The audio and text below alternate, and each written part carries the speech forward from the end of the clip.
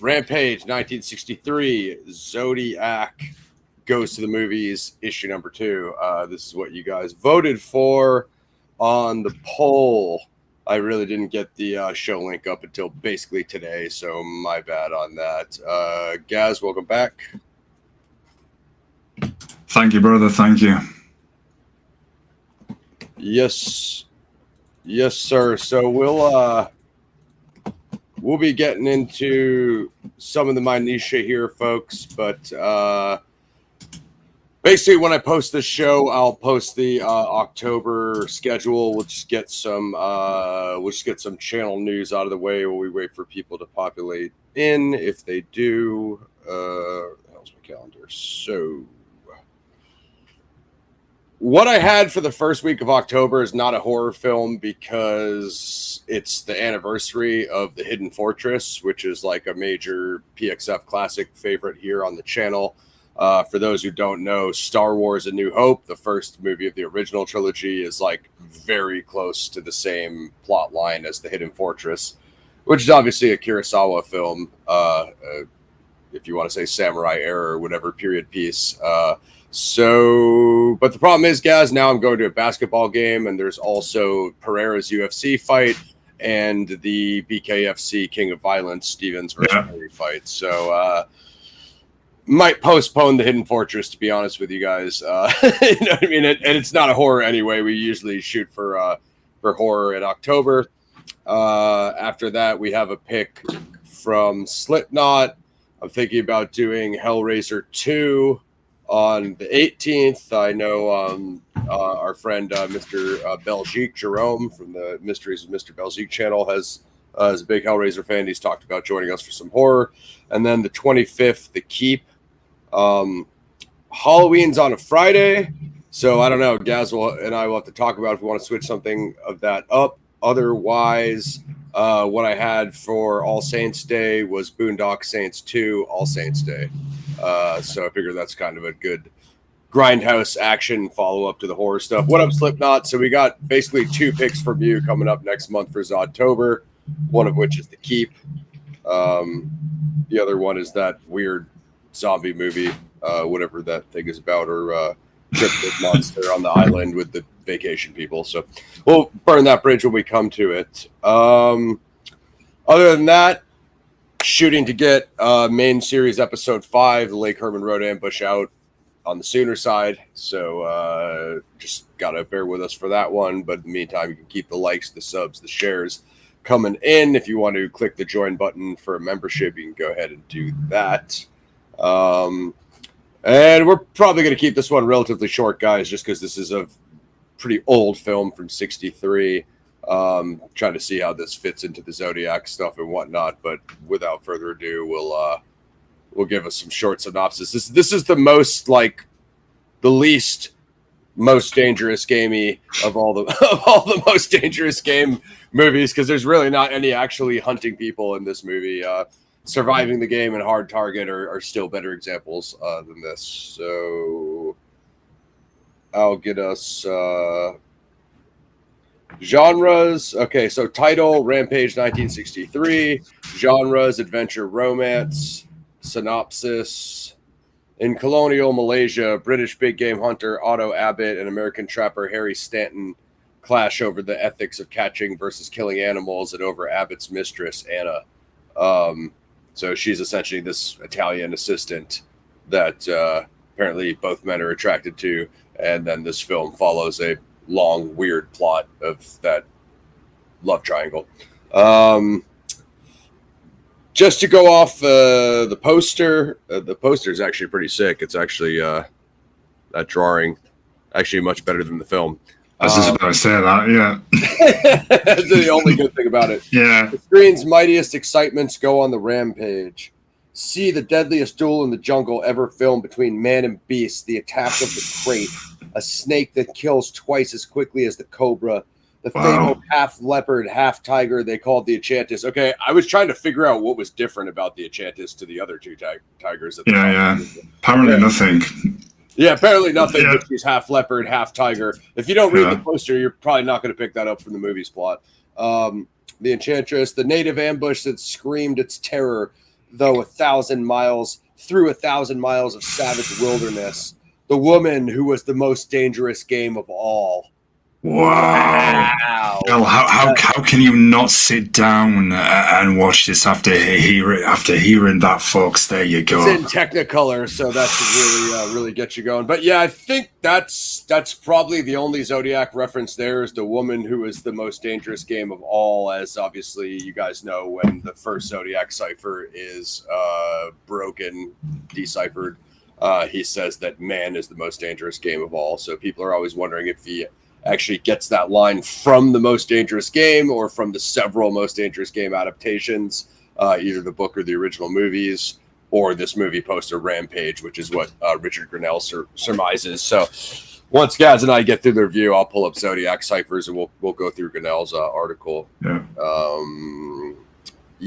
So not that much to go on.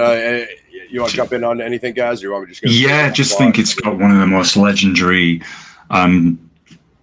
opening scenes that I've ever seen in film history. That chorus and that soundtrack, Ross, just what are you gonna sit through and suffer? I mean, it was just, and then hearing the instrumental version of it throughout the film, that just brought back that, how I've got to get this man, maybe remixes something absolutely legendary. And it is a good foreshadowing of what you're about to sit through. And I will say now, do not sit through this. So you pretty much know where my rating's going to be already. Please don't do that to yourself. Anyway, Ross, with that diplomatic opening, over to you. If you can avoid it, please do it. So as we said, not much to it, guys. It seems like the Zodiac reference is more the poster than anything, but we'll go through the plot anyway, because that's what we do here. Yeah. 1963 adventure film starring Robert Mitchum, Elsa Martinelli. She sounds familiar. I wonder if she's in any of the other Most Dangerous Game adaptations. I know that was another Italian actress in one of the other ones. In The 10th Victim. Jack Hawkins, directed by Phil Carlson, based on the 1961 novel of the same name by Alan Cailloux. The film features a musical score by Elmer Bernstein, so you can thank him, guys, for that banging soundtrack. It's interesting that like Rampage has its own novel, much like the Most Dangerous Game has its own novel. Yeah. Because, I don't know, other than that quote on the poster, it doesn't really seem to be any Most Dangerous Game reference. Like if Otto Abbott is the Lord Zaroff character, you would have expected him to take Stanton captive at some point, set him free, and hunt him. And that never actually happens in Rampage. So, I mean, if you're watching it thinking it's going to be like any of the other Most Dangerous Game stuff, I'm sorry, it's just not. But at least we guys are here to warn you. We jump on the grenade so you guys don't have to. So, Wilhelm Zoo, Germany, a British big game trophy hunter, Otto Abbott is offered a job by a West German zoo to capture a pair of Malay tigers and a rare leopard tiger hybrid known as the Enchantress. You see me yawning through the synopsis. I can't even get through it. Your enthusiasms, it's just soothing into the camera. He recruits one of the world's top trappers for the job, American Harry Stanton. Abbott intends to bring along his longtime young mistress, Anna, an Italian waif whom he has kept as a ward since she was 14. A rivalry over Anna breaks out between the men. Abbott also begs a rivalry over who is a better man, the hunter, the trapper, he or Stanton. Arriving at the destination where they so we'll go into Abbott's trophy room. This is probably the most similar to the Most Dangerous Game, just because you've got the elephant tusks, the rhino, the stuffed rhino, all of his trophies and kills, and then there's a bunch of like legacy like weapons on the walls and stuff, like ancient weapons or whatever. Not unlike what's his name, Armor Room from Avenging Force. Yeah. But I guess that's probably really the only two carryovers. Is like he has the same trophy room that Zaroff and all these other guys have in every Most Dangerous Game adaptation. Once they actually get into the safari, though, it's much less. I guess the juxtaposition is when they go to hunt the Enchantress. It takes them much longer. and you really have like the wild animal hunting like the human. So again, it's more of a reverse Most Dangerous Game than anything. She has that exchange in the cave, so we'll come to that. I thought that and the ending are really the only time any action goes down, guys, when they're actually trapping the melee tigers, which pretty good. I don't know how they faked the tigers, or if those are just like dudes in tiger suits or what, but it didn't look that bad for 63. So that choreography wasn't bad. Arriving at the destination where they are to recruit an army of beaters to drive the cats into nets, they find the locals uncooperative. Stanton overrules a confrontational abbot and wins the native chieftain over with a promise that no guns will be used. The truce, just riveting stuff, guys. The truce lasts until the 2 tigers are captured, with Abbott violating it with an overzealous shot to scare a 3rd tiger off. The trio are left with only a small handful of helpers. Like, obviously, you knew that Abbott was going to do this, guys. Like, you'd think you would take the gun away from him, or you know what I mean, because he's obviously like the pretentious, stubborn, like, you know what I mean, stereotypical dillweed. You know what I mean? Yeah. So it's like, even after they just had the argument with the chief, you know what I mean, just like certain like plot holes, like you're gonna give Abbott the rifle anyway, knowing that he's gonna try to shoot at one of the tigers because he's the hunter. You know what I mean? Yeah, and then the chief's going to come back with, "This is what happens. Like, you broke the promise. We're not going to agree. We're not going to help you anymore." Which is exactly what happens, folks. So, you saw it coming. Like, maybe that's part of the book. I don't know. Gaz and I watched the movie, so if they're just following the book line for line, then sure. You know well, that's a good point, because although we may go hard on this movie, we won't go hard on the actual source material, because we haven't read the book, and the book could be far superior. So we don't know. Yeah, absolutely. So again, I don't know if anybody has any insight on. I'm just looking at Carlson, the director's movies. It doesn't really look like he did much else in this. I mean, so his stuff starts in 44, and it goes all the way to 75. But he did do the original Walking Tall in 1973, which that's like a neo-noir vigilante based on a real event. Have you seen those originals, guys? I've only seen the Dwayne Johnson. I've only seen the remake, but I do remember you telling me about the original some time back, because I think we were looking at it. Yeah. So he did do one vigilante movie after this. Kudos to him. I mean, guys and I are grasping at straws here to just do anything to compliment this. Yeah. The truce, captured and violating it, and the trio are left with only a small handful of helpers. They track the enchantress to a cave on a mountaintop, while Stanton organizes a plan to drive it out an exit hole on the far end. Abbott seeks to prove himself still man enough to hang on to Anna and rashly goes in with the torch. He is mauled and saved by Stanton, who then completes the job. Just absolutely hilarious. I mean, when the hunter was going in there and he has no trapping experience versus the hybrid leopard tiger that no one can catch, that there was no chance that it was going to work out for him. So I thought he would be in worse shape after he got mauled, Gaz, when they pulled him out, you know. Yeah. He survived again. Yeah, apparently he was fairly resistant.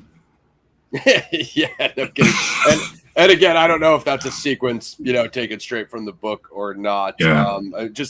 A lot of this. So, guys, in the Most Dangerous Game stuff, there's this exploitation, sexploitation genre. You can check out some of my blogs on it on the Patreon, where there was these very uncomfortable rapey movies of syndicates of men that kidnap and traffic women. There's 2 or 3 of these movies. They're about the most uncomfortable watch you can have. One of them is a Grindhouse movie with Sid Haig, rest in peace, obviously infamous from House of a Thousand Corpses, an earlier mid-career film for him.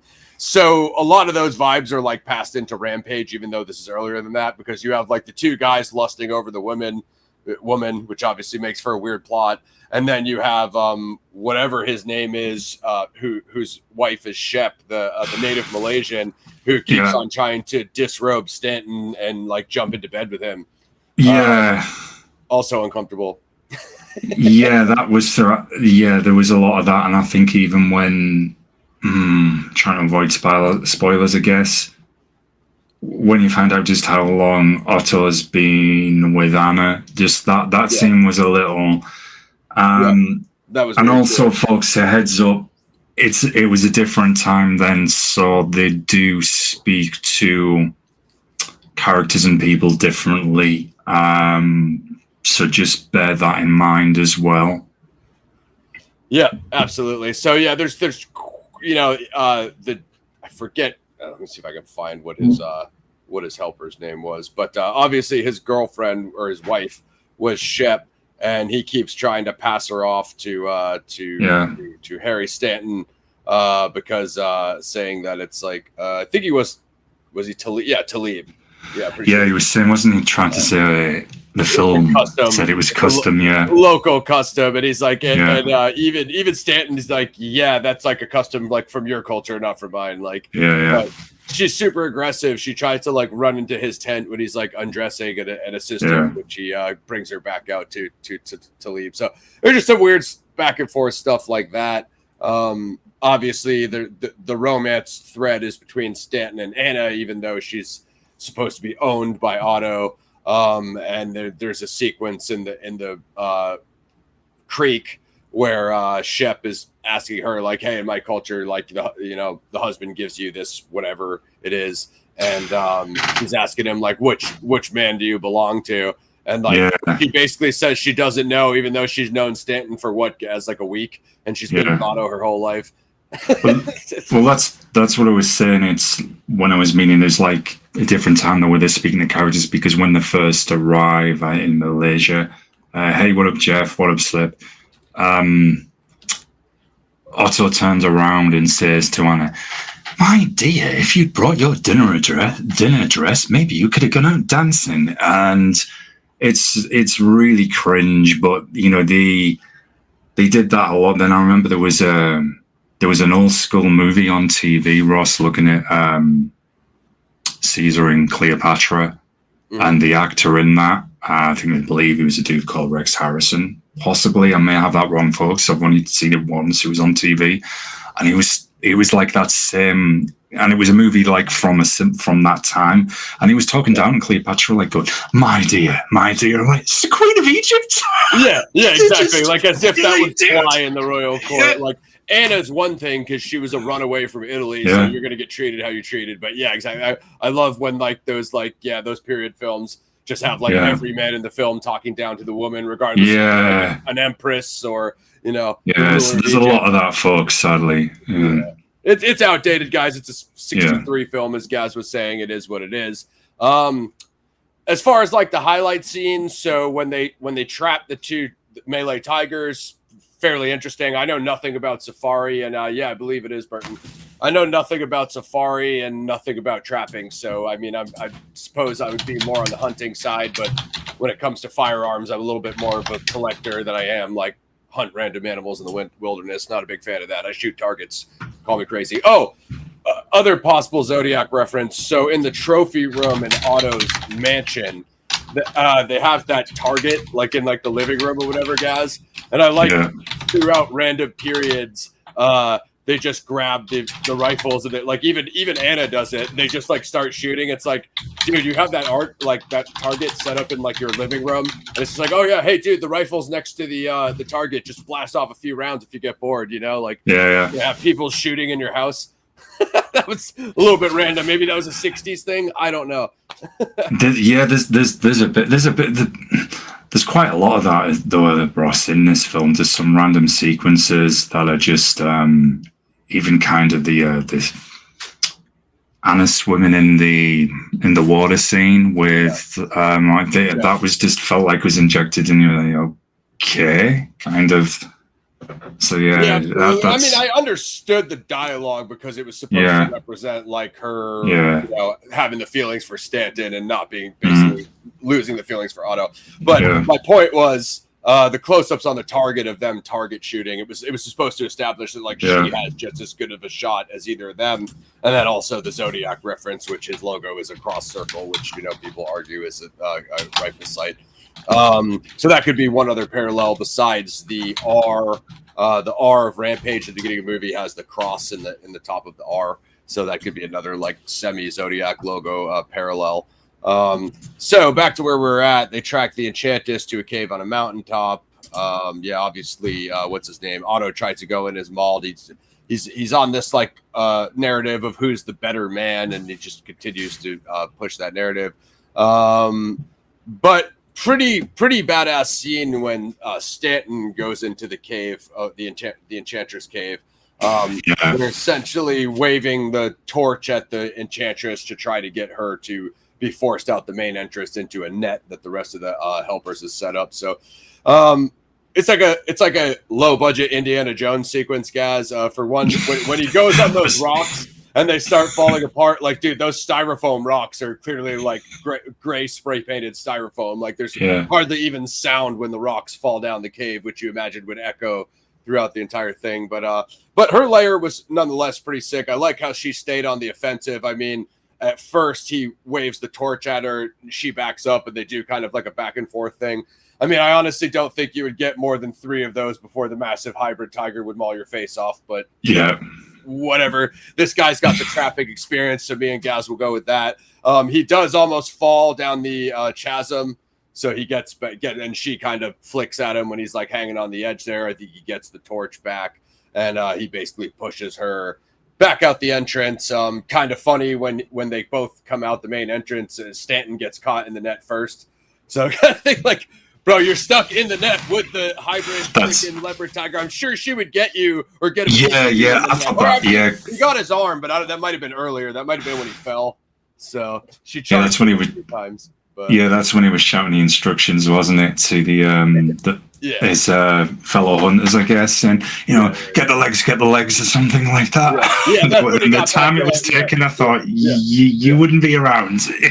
Totally like avoiding the tiger's sense of smell. Like if you're in the net together, she doesn't realize you're right. Come on, like and she just fought you in the cave, but whatever. So up until then, I think that the trapping scene and that scene are the best scenes. Agreed. After that, it hits another down swing when they have to traffic, for lack of a better word, the tigers back to the zoo in Germany. So they take the boat to the train, and then there's kind of like he has a conversation, or she comes to his room. I guess that's the boat. She comes to his room and has another conversation about leaving Otto. And then they have like another awkward like third wheel conversation on the train. So there's more headbutting between the men on the way home, aggravated by Anna appearing to lead towards Stanton on the train near their destination in Germany. She tells Abbott she's through with him. Abbott boils over, and then he goes into the room where Stanton is. Stanton is in the room that the cats are crated in, or what would you call that? Like a I don't know, some sort of cage. So they're caged in there. Abbott's like in there, like looking at the cats or whatever. And then, Stanton's in there looking at the cats. Abbott releases the big cat from his cage in a freight car, leaving Stanton trapped inside with it. Stanton survives, but the big cat leaps from the train upon arrival. An enormous police dragnet is deployed to capture it. They also didn't show how Stanton survived. Like they showed the cat come over to him, and he threw the baskets, threw like 2 or 3 baskets at it, and then he jumped up on the. That was like 3 feet, 4 feet tall, and you've already. Theory. Yeah, let's hear it. So just before this happens, we see the local speaker speaking in his native language, which is German. Yeah. So I think it's in Austria, isn't it, where the train stops off, possibly? I think it is. Could be. And, there's the band parade and everything, and then there's some of the local reporters, some US reporters ask the guy to speak in English. So perhaps, Stanton maybe knew the speaker and spoke in that nice manner, and that scared the leopard off. And that's what did it. That's what got there, and that's where the leopard just jumped out the carriage and started chasing people. Maybe he just raised his tone a bit and just thought, I'm not taking a bite out of him. He might taste a little bitter. So it could have been it. Solid theory. Or he could have, piggybacking off Gaz's theory, he could have picked up some Malaysian from Talib, and then maybe he was able to communicate with the tiger and talk. Exactly. Just say, look, man, you're what up? There's some more tasty morsels outside. Tastes much better than me, seasoned fine. And so there you go. Go on, and maybe let it turn around and say, look, thanks for the heads up, Stan. Appreciate that. Could have been anything. Yeah. So plot hole. Yeah. He jumps up onto this pile of baskets, which is like only 3 or 4 feet high. But they've already established that the Enchantress can climb mountains and climb trees. So why would that 4 feet of baskets like, I can't hop up there all of a sudden? She could probably jump 8 feet vertical naturally. You know what I mean? So anyway, massive tiger. So plot hole there. It never explains how he survived, and he obviously doesn't. Good luck with the move, Pixie. We're doing a little bit of Rampage 63, and then we'll get into Grinell's article about the Zodiac connection. So the police deployed the dragnet to capture it. So kind of usual like wild animal on the loose in a city scene, right? Like pandemonium. Stanton does have some good ideas as far as like having them throw the pans down and create the noise, and then charge the police brigades with banging pans and to force the leopard up to the top of the building. He said wildcats go to heights when they're on a rampage. Before that, though, we see the Enchantress's first kill. The dude in the burning the trash or whatever the hell that guy's doing, guys. He's smoking a pipe and kind of going in that back room. The Enchantress is like on top of the like storage area, a bit of like a bunk or whatever. You should know Zodiac uses Rampage in the letters, bud. That's just not rocket science. So when she kills that guy, Gaz, I don't know. I guess like the rating on IMDb says approved. So that must be some 63 thing before like R and the official ratings existed. But there's no blood on that trash man after the Enchantress trashes him. So I'm like, yeah, you just got mauled by a giant leopard tiger Malaysian hybrid. I'm like, I think it would have been a little more messier than like you just laying on the ground like with your clothes lightly ripped. You know what I mean? So a little bit fucking skimping on the special effects there on the budget might have run out. Yeah, exactly. Maybe they ran out of fake blood. You never know. It's like, and the director's like, just keep going. Yeah. So the cops banging pans. They force the Enchantress up to the rooftop. Actually, not a bad sequence. I'd say this is like probably third best sequence in the movie. Something actually happens as opposed to the three characters sitting around talking on safari or making camp and sleeping on sleeping bags, looking at the stars, which is what most of the movie is. So Stanton goes up the fire escape with Anna. They've both got rifles. They're trying to narrow down the Enchantress.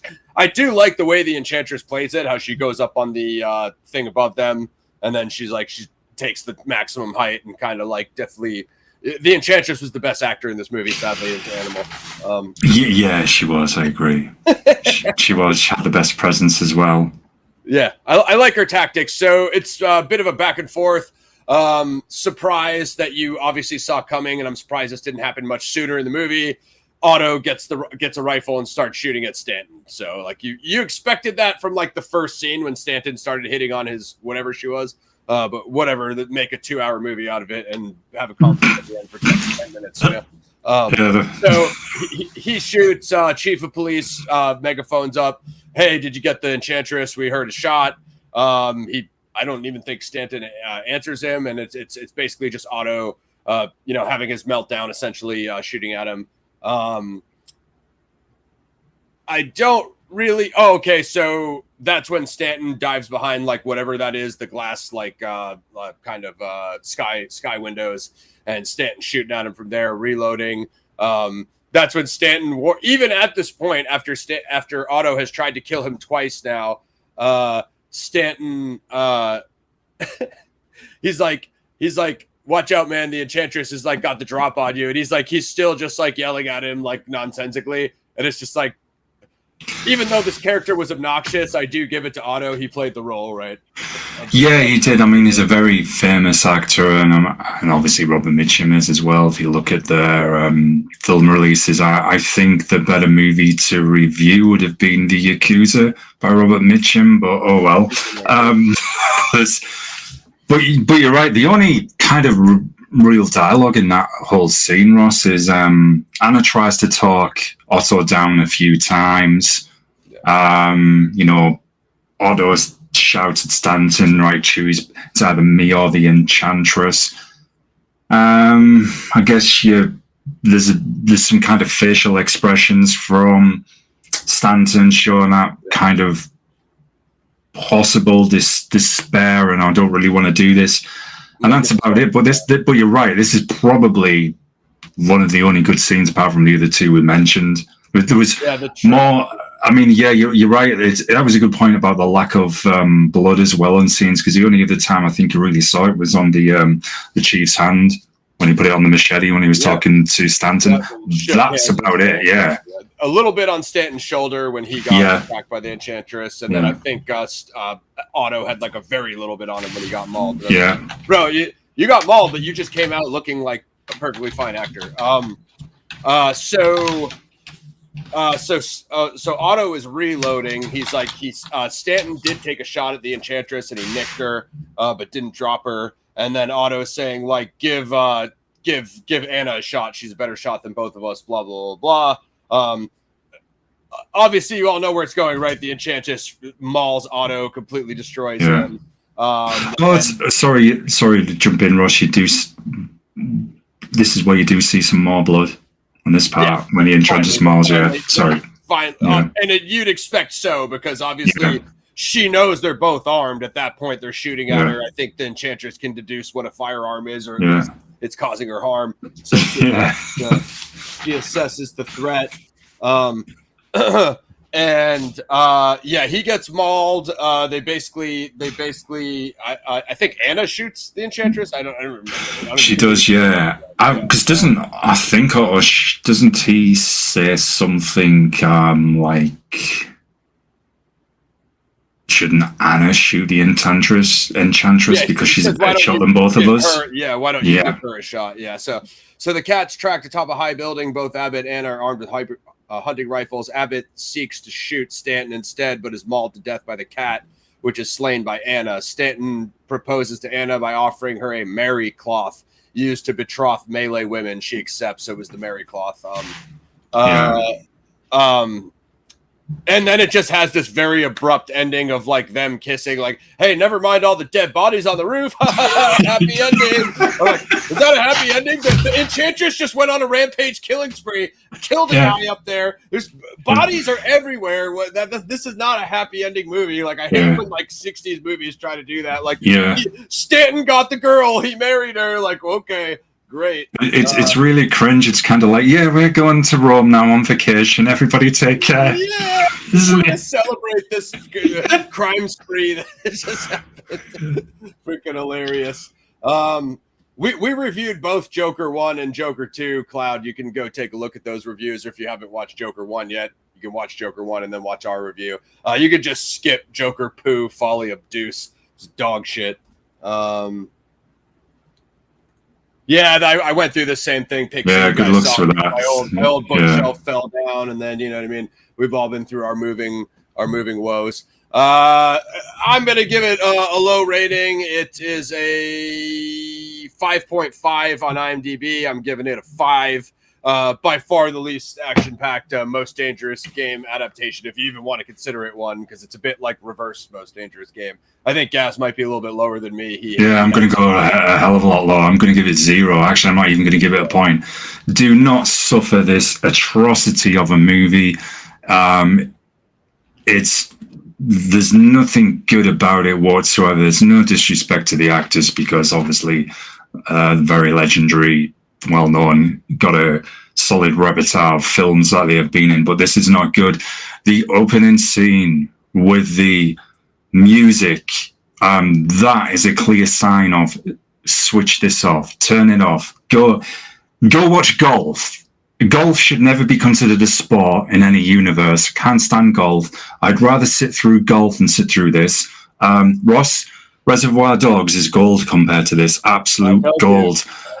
This is just no. He said no. Reservoir Dogs is better, and I didn't give Reservoir Dogs a 0, but this I do. This is absolutely terrible. I don't know what the novel's like, the original source material. So if anybody has read the novel, kind of let us know that could be better. It could be completely different. But this is a very poor film with no redeemable qualities at all, to be honest, other than if you were unlucky enough to sit through it and just think, wow, yeah, that's the end. I've escaped. There we go. Ray of sunshine as usual. Yeah. Let's see. Why is it not selected? It's not showing me all my tabs, but I'll just do my full screen and then I'll see if I can pull up. This part will be better than the actual film, what we're about to do now. By a lot. By a lot. Okay, so I'm going to have to drop. If this is working right. All right. Let's see if this works, guys. So, can we see this, guys? Yeah, but the text is very small, so maybe you want to magnify it for folks so they can read it. Or we could just, go through it a bit for them, I guess. Is that more readable? Yeah, it's a bit better. How's that for you folks? I'll bump it up one more. Oops. Okay. All right, guys, so we're going to go to ZodiacCyphers.com. Yeah. So we should do this more often. Richard Grinell writes this stuff, and then I represent it to you from YouTube because I know most people are too lazy to read a website. So this is what Grinell reported on. So you can see he has some of the Rampage promos as well as some of the articles. I'll just read his main content, and then you guys can, if you want to go through all those articles, then you can feel free to go do that on your own. And then I'll grab this. I'll grab this link and I'll pop it in there so you guys can see it. It has been long believed that the 1924 The Most Dangerous Game short story and/or 1932 RKO movie were the primary inspiration for the Zodiac Killer's 3 July 31st, 1969 letters in his 408 cipher beginning, "I like killing people because it is so much fun. It is more fun than killing wild game in the forest because man is the most dangerous animal of all." Although The Most Dangerous Game had importance by being the predecessor that later movies borrowed from, with the film's associate producer, Marion C. Cooper, quoted as saying, "Man is the most dangerous animal of all" at the time of its release, I will present 2 more contemporary movies about hunting that probably had a bigger contribution in initially triggering and shaping the earlier Zodiac Killer correspondence. The first movie, called Rampage, 1963, about hunting in the dense forest of Malaysia, had all the ingredients for the design of the Zodiac Killer's July 31st, 1969 offerings. The movie, starring Robert Mitchum, Jack Hawkins, and Elsa Martinelli, features Harry Stanton, played by Mitchum, who prefers to hunt wild game without killing the animals, leading to conflict with the character Otto Abbott, played by Hawkins. Let me get some... didn't realize we were going so deep today. I need some water, lads.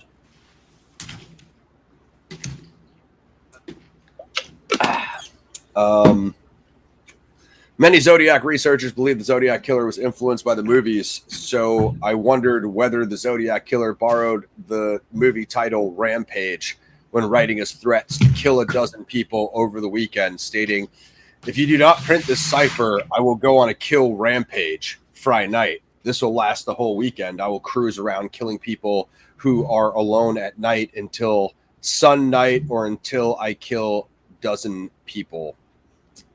Here is an early article. Rampage starts Thursday. Robert Mitchum goes to Malaya to capture 2 tigers and a legendary half leopard, a half tiger for a zoo. He is accompanied by big game hunter Jack Hawkins and his mistress, Elsa Martinelli. When not hunting the animals, Mitchum and Miss Martinelli find time for a nude romp in a mountain stream. Sabu, who is seen as a youngster in many pictures, returns as an adult in this screenplay in Technicolor. This on its own seems pretty weak until you consider the crosshairs over the movie title during the opening credits. Looks like perhaps he has whoops. I'll post that in the description below. Movie and the wording on the movie poster, an original Warner Brothers press book cover. The Zodiac Killer used the phrase "man is the most dangerous animal of all" in his decoded 408 cipher, while the movie poster and press book cover carried the wording "the woman who was the most dangerous game of all." One could argue that the Zodiac Killer used part of the word woman to create man and changed the most dangerous game of all to the most dangerous animal of all.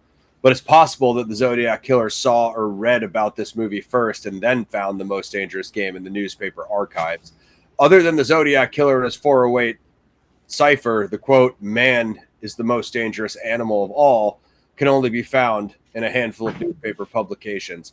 Currently, I've only found this quote from the movie's associate producer 3 times, and all were in 1932, 37 years prior to the Trinity of Letters on July 31st, 1969. In newspaper archive searches spanning 335 years, this complete quote could only be found by Marion C. Cooper in 1932 and Zodiac. The movie poster and press book cover were also headlined by the words, "The screen's mightiest excitements go on the rampage," with the Zodiac Killer threatening to go on a kill rampage.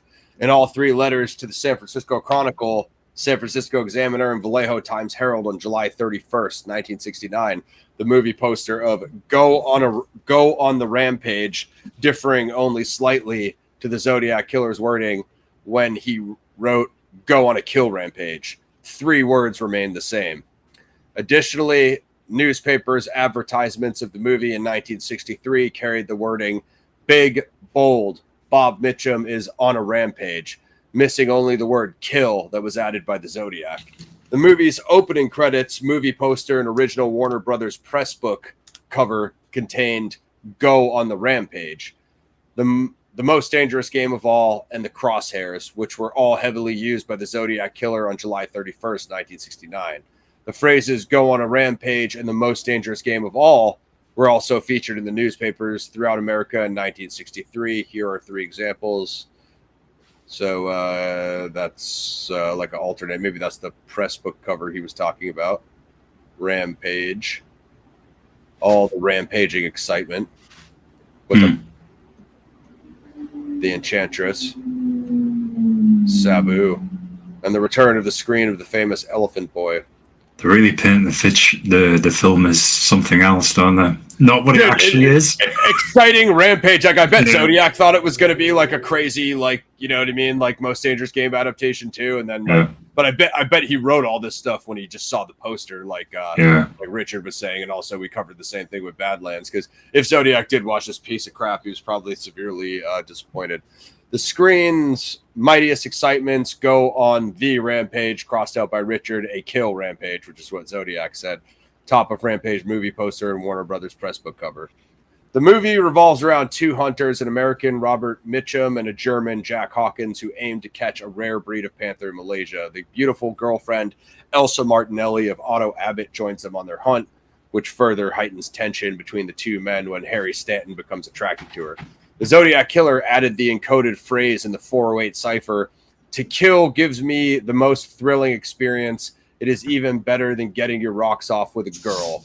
Most obnoxious thing Zodiac ever said. The Rampage movie contained a romantic triangle between the 3 main characters, which also featured Elsa Martinelli bathing naked in a rocky mountain stream. Bearing in mind that the movie placed emphasis on the attraction of both men towards the women, the girlfriend of Otto Abbott, it's no wonder that Zodiac Killer referenced that killing is better than getting your rocks off with a girl in his decoded cryptogram. To kill something gives me the most thrilling experience. Robert Mitchum is cast as the big game trapper who heads the expedition. Jack Hawkins is the hunter with extensive jungle experience who accompanies Mitchum and chooses to bring along his young mistress, played by Elsa Martinelli. At their first meeting, Miss Martinelli and Mitchum are deeply drawn to each other, but Hawkins remains confident of his hold on the woman. In the jungle, Miss Martinelli more and more openly favors Mitchum, and Hawkins is slowly pushed into the background. Knowing that he has lost his mistress, maddened by jealousy, these are the things Richard highlighted, Hawkins releases the Enchantress, which has been brought back by the expedition in the expectation that the animal will kill his rival. Maddened by jealousy, big game hunter Jack Hawkins frees a caged jungle beast in hopes that it will kill his rival in Rampage, playing at the state. Instead, the animal claws him to death before it is shot by Hawkins' mistress, Elsa Martinelli, and here with Hawkins' rival, Robert Mitchum. It is even better than getting your rocks off with a girl. The Wynonna Daily News, October 13th, 63. The movie Rampage was broadcast on U.S. television July 20th, 1969, 11 days before the July 31st, 1969 letters were mailed by the Zodiac Killer, with the movie advertised in the San Francisco Examiner, Sacramento Bee, Oakland Tribune, Berkeley Gazette, and Santa Cruz Sentinel, just to name a few. Let's see what he did here. This is Zodiac. Man is the most dangerous game of all, to kill something. And then he kind of okay, yeah, I like when Rich does this. So he does the word connections. So the woman who is the most dangerous game of all, the woman who's the most dangerous game of all, and then there's Zodiac. He changed it to man. And then here's the July 31st, 69 letter. Do not print this cipher. I will go on a kill rampage. And then there's the title. I would have liked if Zodiac used the capital R, because that would have been like more of like a hint to the movie title. To the film, yeah. Yeah. But I don't disagree. I think Richard probably has this right, to be honest.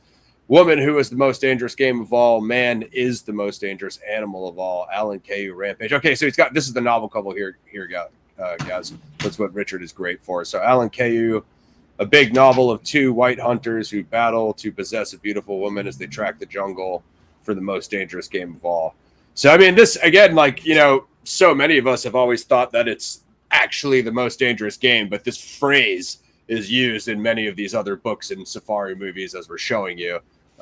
So, I mean, I wouldn't be surprised if Zodiac got it from here. And then there's the crosshair logo in the Rampage title credits. That you know, does look a lot like Zodiac's logo. What were you saying, guys? I was going to say, well, it could be likely given other references, and it's in the timeline concerning the history as well. So yeah, it's probably likely so. 100%. Wild animal hunt. Much of the action in Rampage, if you want to call it action in Rampage, guys, much of the action in Rampage takes place during a dangerous wild animal hunt in Malaya. But the story is basically one of a struggle between two violent men for the love of a girl. Jack Hawkins is a big game hunter, blah, blah, blah. Opening credits of the movie, January 1st, 63 paperback. The Bay Area Murderer wrote in his July 31st, 69 letters that I will cruise around all weekend, killing lone people tonight, then move on to kill again until I end up with a dozen people over the weekend. According to the official Warner Brothers press book, Elsa Martinelli was a female enough to attract a dozen men. So a dozen was the word dozen in the Zodiac Killer's mind when fashioning his trinity of July letters, bearing in mind that the other two aforementioned phrases, which strongly mirrored the movie poster, a dozen men becoming a dozen people. If so, we have a 63 movie that is more contemporary to the Zodiac murders, carrying the elements of go on the rampage, go on a kill rampage, the most dangerous game of all, the most dangerous animal of all, a dozen men, a dozen people, and the crosshairs in total. It would mean that the Zodiac Killer took 10 words from 3 phrases of 13 words in total, but this wasn't all. They lived and loved by the code of the jungle, a dozen people, a dozen men. Yeah, you can see him getting into this stuff. The 63 Rampage movie was based upon a novel first published in 61 by KU, released in 63 paperback version, with the following wording on the front cover: a big novel of two white hunters who battle to possess a beautiful woman as they track the jungle for the most dangerous game of all. The rear cover of the 62 hardbook version read, a killer leopard and an even more dangerous woman. This is a leopard, Harry. He'll keep close to us just in case he can make a kill. It's the only other animal that kills for the fun of it. Followed by, but the leopard for the sheer enjoyment of killing, just for the pleasure of it. He kills because he likes it. There's only one other animal that does that, Harry, and that's man. The Zodiac Killer began his 408 cipher with, I like killing people because it is so much fun. It is more fun than killing wild game in the forest because man is the most dangerous animal of all. Many newspaper articles featured large advertisements for the Rampage movie, carrying headline statements such as, they lived, loved, and fought by the code of the jungle, and his code was to snare everything. Therefore, it's quite ironical that the Zodiac Killer would place key phrases from the Rampage movie poster and original Warner Brothers press book within his code detailing murder. It should be noted that the original Warner Brothers press book also contained the phrase, "They lived and loved by the code of the jungle." Could this possibly have influenced the Zodiac Killer to encipher his message on July 31st, 69? And yeah, I could see that. What do we got here? Supporting role. The screenplay, Robert I. Holton Marguerite Roberts, is based on a novel by Alan Cayu. Phil Carlson directed Rampage, and William Fadiman produced. The story concerns an expedition into the torrid Malayan jungle to trap for a zoo a pair of tigers and a legendary half leopard, half tiger known as the Enchantress. He faces double danger. Robert Mitchum lays a trap for a tiger known to be a killer. He faces even greater danger from Elisa Martinelli, who has set a trap for him, seen from Rampage. So, kill, trap, Rampage, all words repeating. The Zodiac Killer would start hunting people on December 20th, 68, when he murdered David Faraday and Betty Lou Jensen in Benicia, and mentioned this attack on his July 31st, 69 letters, stating, "Man is the most dangerous animal of all." 2 weeks prior to these letters arriving at the San Francisco Chronicle, San Francisco Examiner, and Vallejo Times Herald, the movie The 10th Victim, 65, was playing at the North Side Theater in Berkeley on July 15th, 69. This movie had appeared many times on U.S. television screens throughout 69. The 10th Victim was based on Robert Sheckley's 53 short story 7th Victim, which was an updated version of The Most Dangerous Game. The story centered on the Big Hunt, in which contestants from in and around the world act as hunters and victims in two-person battles to the death as a means of avoiding mass warfare. And I always found it interesting that the 10th Victim is based on the 7th Victim, because Zodiac has 7 victims, right? David Faraday, Betty Lou Jensen, Darlene Ferrin, Michael Mageau, Cecilia Shepard, Brian Hartnell, and Paul Stein, which is 7 victims. Who knows if Zodiac is conscious of this 7th Victim short story, because I believe it was in French, guys. So there's that. It was a French author. This movie may have been featured in the Zodiac Killer sequel communication on December 20th, 69, the first anniversary of the murders of Faraday and Jensen, which began his big hunt. The movie The 10th Victim was released into U.S. cinemas on December 20th, 65. The only time the Zodiac Killer wrote a victim count in tandem with the word victim, victim, was when he mailed the Melvin Belli letter on December 20th, 69, stating he was in danger of losing control and claiming his 10th victim. We have a movie based on The Most Dangerous Game, released December 20th, about hunting victims, followed by the Benicia murders on December 20th, followed by the Melvin Belli letter on December 20th, threatening a 9th and 10th victim. So another possible wordplay of the Zodiac, referencing the film title there. Ursula Andress. Yeah, that was the other Italian actress I was thinking of. So, I mean, both films had Italian actresses in it. I've always wondered if like Zodiac is hinting at like Italian heritage, guys. Yeah, possible. It seems to be in the mix. Yeah. What else do you got? Yeah, I'll just skip over the 10th Victim stuff, guys, because I already reviewed that on Patreon. So if you want to see what I said about the 10th Victim connection to the Zodiac, just go over to the Patreon. You can join for free with Gmail. I'll just do this last blurb from Grinell. Here is another brief summary of the Rampage movie. A British big game trophy hunter, Otto Abbott, is offered a job by a West German zoo to capture a pair of Malay tigers and a rare leopard hybrid known as the Enchantress. He recruits one of the world's top trappers for the job, American Harry Stanton. Abbott intends to bring along his longtime young mistress, Anna, an Italian waif whom he has kept as a ward since she was 14. Weird. During the movie, passion for Anna, Elsa Martinelli, heightens between the two hunters, which becomes more deadly as the movie nears its end. Hence the wording on the movie poster and original Warner Brothers press book cover stating, "The woman who is the most dangerous game of all." Otto Abbott realizes he's in danger of losing his most prized trophy, as Anna becomes the key prize for both game hunters. In the Rampage movie, see below. The Zodiac Killer would mail another cryptogram of 148 characters around May 1971, which carried the phrase, "Man is the most prized game," in the accompanying letter. Therefore, we have 2 communications containing the phrases, "Man is the most dangerous animal of all," in the 408 cipher, and "Man is the most prized game," with the 148 cipher. both of which have relevance to the film. The Bay Area murder would also mimic the crosshairs from the opening sequence of Rampage at the foot of the 71 letter, dispensing the overhanging lines. You guys can check out the rest of this stuff. Maybe next time, if we have time, we'll go into this Rampage in Paradise. It looks like Grinell's got another article on that there.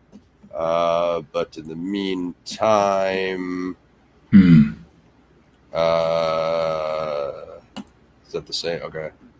There, I guess that's what he's referring to. Mailed from Fairfield to the San Francisco Chronicle 71. I'll do it too because I done it 21 times. I can't stop because each that I kill makes it worse, and I must kill more. Man is the most prized game. I'll never give my name because you don't understand. Next time I will send a patch of human skin if there is some left over. That's crazy. I don't think I've ever seen this Fairfield letter before, but again, I don't know. That doesn't really look like Zodiac's handwriting to me, but I don't know. I don't think that one's authenticated. So, yeah, I know we threw a lot at you guys. Hopefully they won't demonetize us because this is so. I will kill the audio. And we'll just give you guys the... I'll turn that audio down, guys, so you don't lose your mind. Yeah.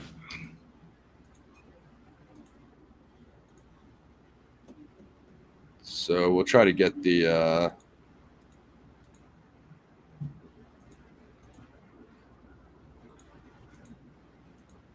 The coolest part about this movie was the zoo sequences, but you don't need to watch this movie. You could just go to your local zoo. I'm looking for the crosshairs.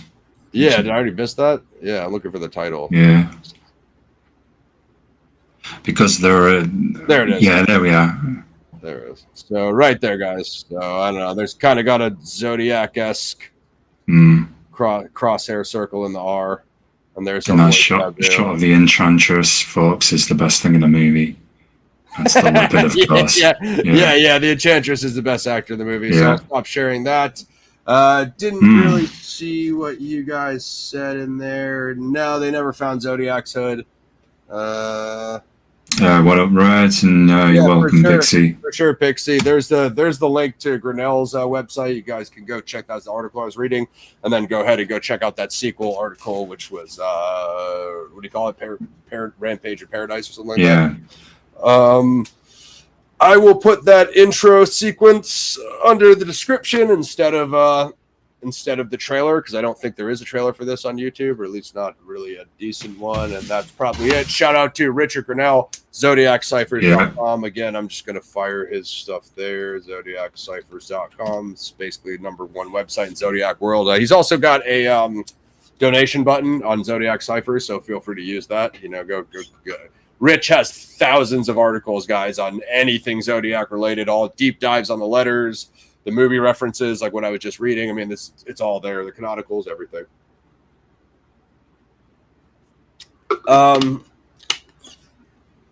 So I think that'll pretty much do it for this one, guys. We've got our ratings. Yeah. Like I said, if you guys want to weigh in on, I originally had Hidden Fortress scheduled for next week, but I'm actually not 100% sure that I'm going to be around. So we may have an off week, unless you guys would rather have us do Hidden Fortress or something else. But let me figure out, because I think it's a night game, so I'm probably not leaving till after our show time. So decide whether you guys would rather have Hidden Fortress or a horror for Zodtober. And then after that, we have 3 horror movies that are pretty much scheduled. We'll try to bring on some new guests, a couple picks from Slippy finally popping up. And then I think hopefully I got to check with Mr. B, guys, because I know he's in Belgium. So I think it's like a weird time for him. So I'll see if we can come to a time that we can get Mr. B on here with us. But that's it, guys. It's almost October. And as usual, feel free to get the donations in for episode 5, the Lake Herman Road Ambush, to get your name in the credits. If you did throw one down, shoot me an email, shoot me a reminder, and just make sure that I have your name written down on the list. That is best practice to make sure you get your credit in the episode, which we're looking to get soon out there. My editor is away this weekend, but we'll be working on that as soon as he gets back. So, oh yeah, I might as well mention, guys. So, as new stuff, I did see One Battle After Another, guys. It's like 3 hours long. I'm going to keep it all the way real with you. I mean, you guys know I'm a DiCaprio fanatic.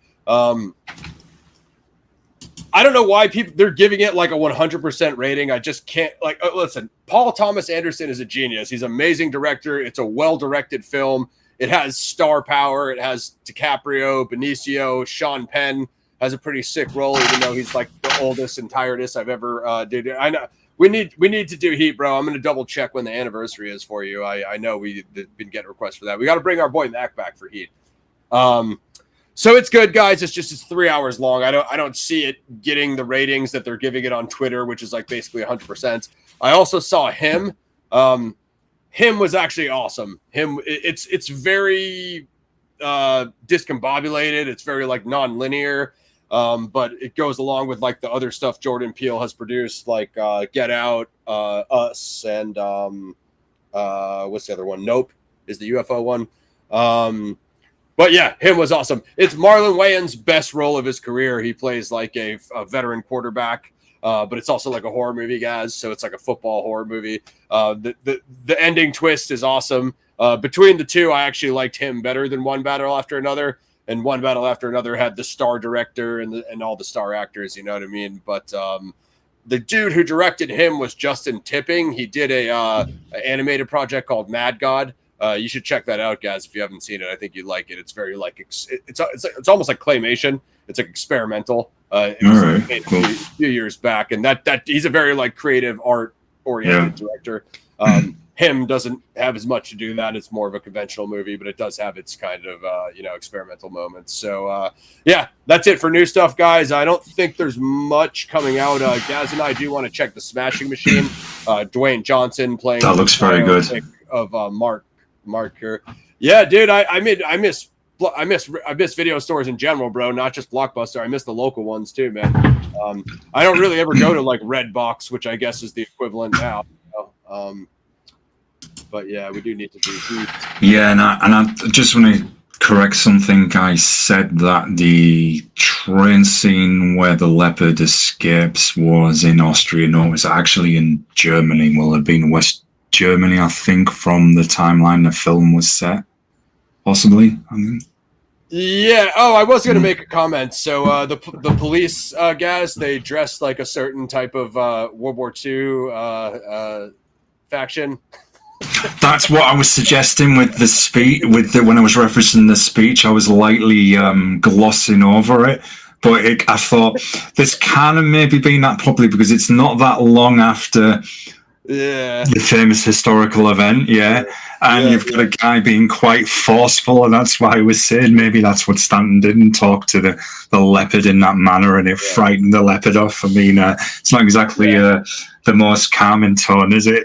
Yeah, the Adolf yelling in his face in the Adolf style speech, and then obviously like the officer had like the Luger, which is obviously like a it's like this police force seems to be a holdover from WW2, a bit more of a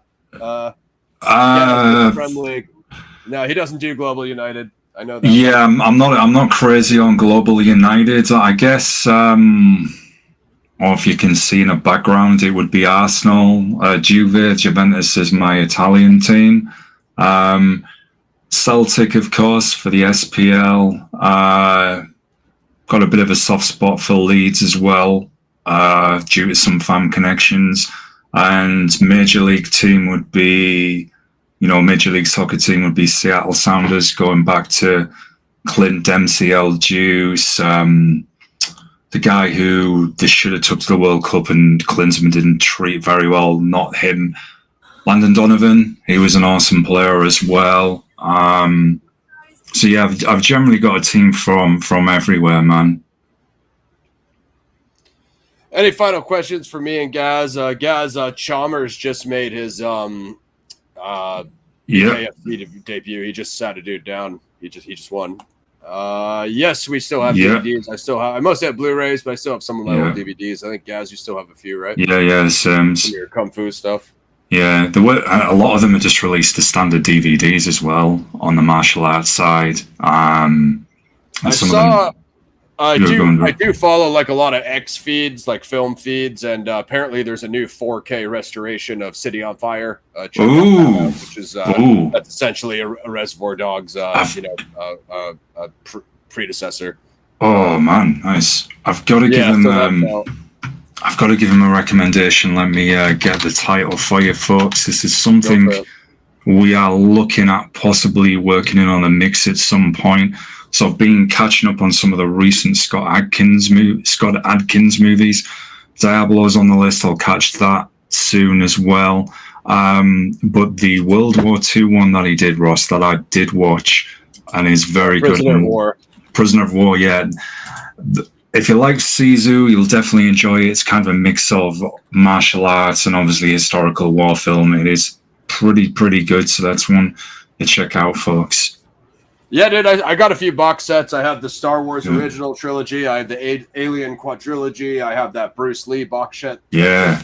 I have the Godfather trilogy on DVD box set and Blu-ray because I'm a super nerd. But yeah, I have quite a few things. So I put Heat on the list for December, Jay. So maybe we'll see if we can dig up Gaz. We can dig up Mac for one 2025 show. But guys, check out Zodiac Ciphers, Rampage, Zodiac Goes to Movies Volume 2. I think that's pretty much it, unless you guys have any final questions for us. And then I'll post this show. I'll post a tentative schedule. And like I said, I'll figure out whether I'm going to be around next Saturday or not. And me and Gaz will decide if we want to do Hidden Fortress or if we want to do like one of the horror movies. Other than that, expect all horror for Zodtober. And appreciate everybody coming through. Slippy, Jay, Jeff, Pix. Prisoner of War is up. And then did you watch Diablo yet, Gaz?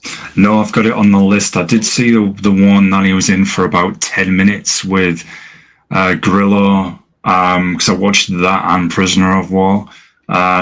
That one with Grinell, which now the names escaped me, that were live. It wasn't bad. It was it kind of reminded me of that Jay White movie he did, where he plays as Bones. I've forgotten the title. Ends up having that sword fight with that rich dude in the movie, I think. I'll quickly Google it because it's gonna bug me now. This is Adkins you're talking about? No, this movie that Adkins, right, hang on. Let me correct this, folks, just so... Blood and Bone? That's it, that was the Jay White movie. Well, the Adkins movie that was one of the recent ones that he did with Grinell kind of reminded me of Blood and Bone, but not as good, which I'm trying to get for you now, folks, before we go. Has a couple. He has 2 or 3 new ones out, and I'm behind on the Adkins guys. There's one, I think, where... I don't know if he's the shot, right? I'll tell you. I think, right, one moment, folks. I've got them. I should have just done this to start with. Are you hearing anything about Heat 2, Jay? I'm hearing DiCaprio is circling a Heat 2 role. Ooh. Normally I would... I think they talked about Austin Butler for Val Kilmer. Austin Butler does kind of look like Val Kilmer. Right, so... Yeah, the one, I think... So some of his recent movies here, Take Cover, apparently, Prisoner of War, that was very good. I remember Hard to Get 2, that was from a few years back. I think Twin, thought he did something called Twin something. Lights Out, that was the one he did with Grinell, which is kind of like a B version of Blood and Bone. It's not bad, but Adkins is only in it literally for 10 minutes, like a little bit at the start and then at the end of the film. So it's got Diablo, Prisoner of War, Day of Reckoning. This looks like a weird Western amalgamation, but that's the one. It's already on Tubi. That's not a good sign. Oh damn! I know he's filming some that drop next year as well. Yeah, for sure. So if you want any of the Adkins stuff reviewed, guys, just tap in. I love the original Halloween. I mean, I love John Carpenter, but I'm more of like a They Live type of guy, but I love The Thing. I love They Live. Gaz and I, we still may do The Thing prequel down the line because The Thing held us down pretty good. So he would be better if Robert D. character went to New Zealand and wasn't killed. I hate the ending and him dying. Yeah, I know. The point of those kind of movies, though, is like you can't really like be a criminal forever and skirt the law. Like obviously, like Bodhi dies at the end of Point Break.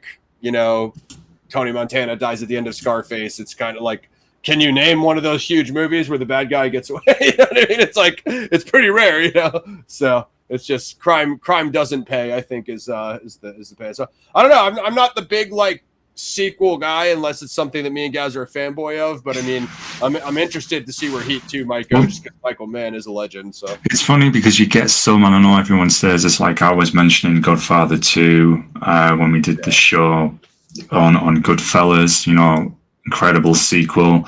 Hellraiser 2, which is on the schedule, I think is better than the original. I like that better. I think that's probably the best Hellraiser movie out of them all.